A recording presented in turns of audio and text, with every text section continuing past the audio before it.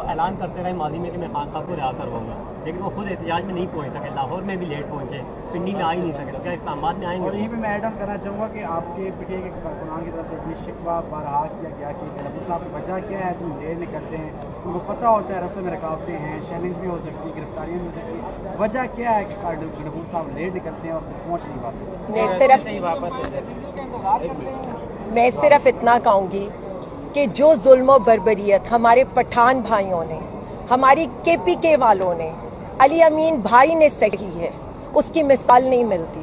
مطلب آپ اٹک کے پل سے شروع کر دیں، کہاں کہاں مزاحمت کا سامنا نہیں کرنا پڑا۔ برہان موٹر وے کے اوپر ہمارے لوگوں کے ساتھ کیا ہوا، نہ انہوں نے بوڑھا دیکھا، نہ جوان دیکھا، نہ انہوں نے کچھ اور دیکھا۔ تو میں صرف اتنا کہوں گی کہ اگر علی امین ان کو موقع دے رہا ہے تو اس کو غنیمت جانیں، کیونکہ ہم بنگلہ دیش ماڈل نہیں کرنا چاہتے، ہم سری لنکا ماڈل نہیں کرنا چاہتے، لیکن یہ ڈری ہوئی حکومت ایسی حکومت ہے جو ایک تو صوبائیت کو ہوا دے رہی ہے، دوسرا یہ دوسرے صوبے کے وزیر اعلیٰ ہمارے پٹھان بھائیوں کے اوپر حملہ کر رہی ہے، اور باقی ہمارے کارکن ہمارے سے آگے نکل گئے ہیں، ہمارے کارکن ہمارے یہ قابل فخر ہیں، ہم اپنے کارکنین کے ساتھ کھڑے ہیں، اور میں اپنے کارکنین کو یہ کہنا چاہتی ہوں، کوئی ہو نہ ہو، آپ کی بہن اگلی صفوں میں آپ کے ساتھ ڈٹ کر ان کی ہر فسطائیت کا، ہر ظلم کا، ہر جبر کا مقابلہ کرے۔ میم آخر میں یہ بتائیے گا کہ ایک تو ہوتے ہیں آفٹر شاکس، یہ بیفور شاکس لگتے ہیں، جیسے عمران خان اس کے بعد کوئی بڑی ایک تحریک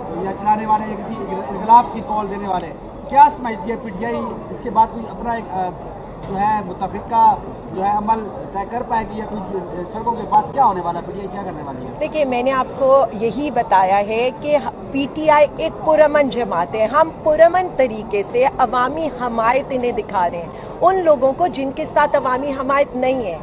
اب آپ مجھے صرف اتنا بتا دیں، کل ہمارے 3 شہروں کے اندر پروٹیسٹ ہے،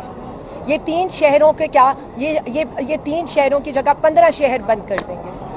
اس کے بعد 4 اکتوبر کو آپ یہ دیکھیں گے کہ پورا اسلام آباد کنٹینرستان بنا دیں گے، وہاں پر وہ گرفتاریاں، وہ دہشت گردی کے پرچے یہ شروع کریں گے، اور پھر 5 کو مینار پاکستان پر آپ دیکھنا ریاستی دہشت گردی کا جس طرح سے یہ حرکتیں کرنے کی کوشش کریں گے۔ تو میں صرف اتنا بتا دوں،